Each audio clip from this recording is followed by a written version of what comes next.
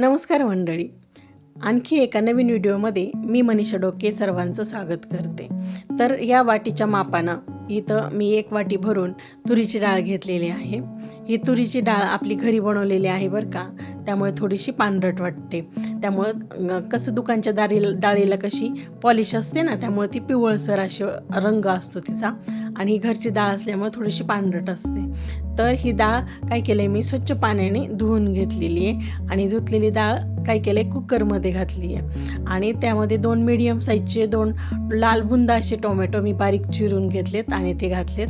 नंतर हे डाळ आणि टोमॅटोमध्ये काय करायचं, त्यांना डाळीला शिजायला लागणं एवढं पाणी घालायचं आणि ह्या कुकरच्या काय करायच्या 3 शिट्ट्या करून घ्यायच्या आहेत. आता इथं कुकरच्या होईपर्यंत आपण इथं काही वाटण तयार करून घेणार आहोत फोडणीसाठी.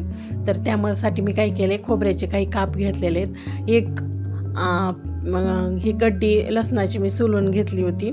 त्यानंतर आल्याचे काही काप आणि कोथिंबीर घालून हे मिक्सरला बारीक करून घेतलं. हे वाटण आपलं फोडणीसाठीचं तयार झालेलं आहे. पाहू शकता तुम्ही कशा पद्धतीने एकदम बारीक करून घेतलेलं आहे. मी ते मिक्सरमध्ये बारीक फिरवून घेतलेलं आहे. नंतर इथं 2 मीडियम साईजचे मी 2 कांदे घेतलेले आहेत. ते कांदे बी काय करायचं, बारीक असे चिरून घ्यायचे इथं. तर आज आपण बनवणार आहोत डाळ मेथी. मग तुरीच्या डाळीमध्ये मेथीची भाजी एकदा करून पहा, खूप छान लागते बरं का चव त्याची. तुरीची डाळीमधली मेथीची भाजी अशी पातळ भाजी खायला खूप छान लागते. तर आज आपण त्या पद्धतीने भाजी बनवणार आहोत. तर मी इथं 2 बारीक हे कांदे आपले चिरून झालेले आहेत. आता मी इथं काय केले, मेथीची भाजी घेतली. एकदम छान टवटवीत फ्रेश अशी मेथीची भाजी आहे. इथं अर्धी पेंडी मेथीची भाजी मी घेतलेली आहे. तर ही एकदम स्वच्छ निवडून घेतलेली मी अगोदर, आणि नंतर ती धुवून अगोदरच चिरायच्या अगोदर मेथीची भाजी मी धुवून घेतलेली आहे. आणि आता आपण तिला बारीक अशी चिरून घेऊयात. कधीही पालेभाजी चिरण्या अगोदरच धुवून घ्यायची, म्हणजे त्यामधले जीवनसत्व आहेत ना, ते नष्ट होत नाहीत. आता इथं आपण मेथीची भाजी छान बारीक अशी चिरून घेणार आहोत. आपली मेथीची भाजी चिरून झालेली आहे. आता आपण बाजूला ठेवून देऊयात ती.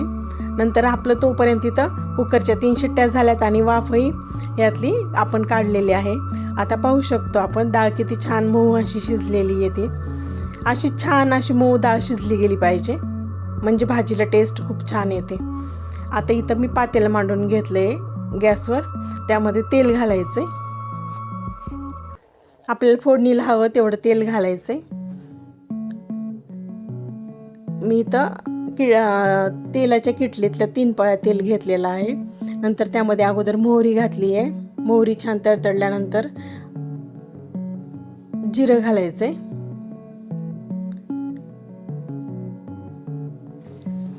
जिरी मोहरी छान तडतडल्याच्या नंतर त्यामध्ये आपण जे वाटण तयार करून घेतलेलं होतं की नाही, ते घालायचं आहे. फोडणीसाठी वाटण तयार करून घेतलं ते घालायचं आहे आणि छान असं परतून घ्यायचे तेलामध्ये. नंतर त्यामध्ये बारीक चिरून घेतलेला असा कांदा घालायचा आहे आणि तोही तेलामध्ये छान परतून घ्यायचा आहे आणि कांदा छान मऊ होईपर्यंत परतून घ्यायचा आहे. आता काय करायचं, कांदा परतत असताना त्यामध्ये काय करायचं, थोडंसं मीठ घालायचं, म्हणजे कांदा छान लवकर असा परतला जातो किंवा तो मऊ होतो लवकरच. मिठामुळं त्याला पाणी सुटतं आणि कांदा लवकर असा मऊ होतो. आणि छान असं परतून घ्यायचं आहे. नंतर कांदा परतत आल्याच्या नंतर त्यामध्ये काय करायचं, लाल तिखट, धना पावडर आणि हळद पावडर घालायची आणि ती छान अशी तेलामध्ये परतून घ्यायची. आता इथं आपली छान अशी फोडणी परतून झालेली आहे. आपण यामध्ये काय करू, आता बारीक चिरून घेतलेली मेथीची भाजी घालूयात.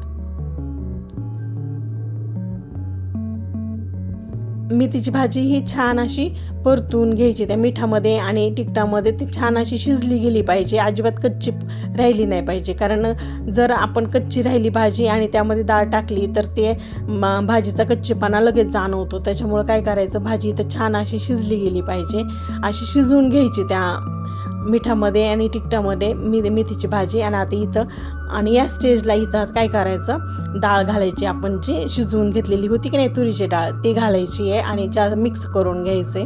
नंतर आपल्याला त्यामध्ये जेवढी पातळ भाजी करायची की नाही तेवढे पाणी घालायचे. पाणी मात्र इथं गरमच वापरायचं बरं का, म्हणजे आपल्या या भाजीला टेस्ट खूप छान येते. आपली इथं डाळ घालून केलेली मेथीची भाजी तयार आहे. तर ही भाजी चपातीसोबत भाकरीसोबत खायला खूप छान लागते. भाताबरोबर तर एकदम अप्रतिमच लागते. वरून हे साजूक तूप म्हणजे विचारूच नका, नादच खुळा. अशा पद्धतीने केलेली डाळ मेथी तुम्हाला कशी वाटली हे मला कमेंटमध्ये सांगा. तसेच हा जर व्हिडिओ तुम्हाला आवडला तर हा जास्तीत जास्त शेअर करा. तर पुन्हा भेटू पुढील व्हिडिओमध्ये. तोपर्यंत बाय.